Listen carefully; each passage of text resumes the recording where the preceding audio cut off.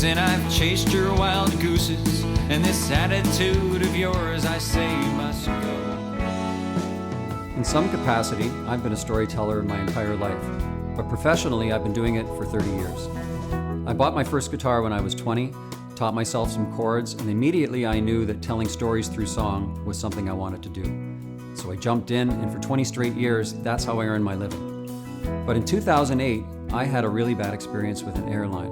When traveling to a gig, my guitar that I had scrimped and saved for was badly damaged by baggage handlers. And after months of trying, when the airline wouldn't take responsibility, I followed through on my promise to post the first in a trilogy of music videos about my experience to YouTube. That first video was called United Breaks Guitars, and it went viral at a time when social media was just getting started. It became the focus of a global media frenzy, the #1 music video in the world for a month, a Harvard case study, and it's been referred to as the most effective customer complaint in history. And it reportedly dropped United Airlines stock by $180 million. And that sent ripples around the business community because it demonstrated that one bad customer experience could affect the profitability of any brand anywhere. It changed my life, and I was invited to share my story at a corporate event, igniting a new passion for me as a speaker, which has since brought me to 30 countries. As a musician, I've learned that fans attend concerts to experience memories and moments. They want to feel the connection that we inherently share and be moved emotionally. And in the years since United Breaks Guitars, I've discovered that business audiences value the same things. So an impactful business presentation can be a lot like a musical performance, and I aim to deliver that kind of meaningful experience to my audiences as a speaker.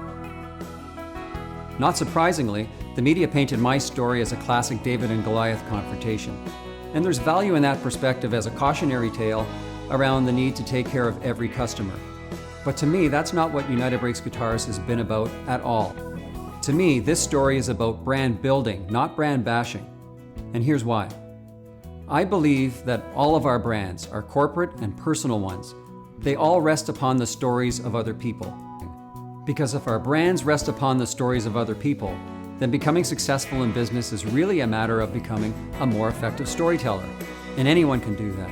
So I use my experience as a landmark case study to serve as a great metaphor for universal truths around customer service, branding, and storytelling.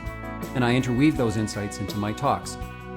Most business problems can be solved at the foundation level. And I'm convinced that PR nightmares like United Breaks Guitars, or low employee morale, or a lack of innovation in business, they're all tied to an old school war room mentality, where profit is king, and the more cutthroat you are, the more profitable you become. Today, more than ever, I'm convinced that a confrontational style of business is ultimately self-defeating, and that the challenge most businesses face isn't that they aren't cutthroat enough. In far too many cases, what I think is missing is enough compassion. Many leaders firmly believe that there's no place in business for that. Well, I respectfully disagree, and I think it's time we start making more room for compassion in business. Because caring is free, and it's contagious, and it's uncomplicated. But most of all, caring about something other than just profit is simply a great business decision. It's encouraging to see a growing number of companies acting compassionately, and I shine a light on those examples in my talks, because there can still be profit in caring when compassion is at the center of today's best practices. And when companies start including caring as a fundamental core value for all stakeholders, interesting things start happening. They're always innovating, they're never settling. Employees feel valued and churn is reduced. Customer loyalty increases along with profit, and those competitors that they used to worry about, they don't worry about so often now because their standard of excellence may be set at just above curb level. I call all of that compassionate design, and that is what I see as the enduring lesson behind the success of my videos. I love what I do. And when it feels like I'm moving the needle even just a little in the right direction, that's when life feels the best for me. I want to leave the world in a better place for having been here, and to know that I made a difference. My name is Dave Carroll. I'm a singer-songwriter, a speaker, and an author. But more than that, like everyone else, I'm a storyteller.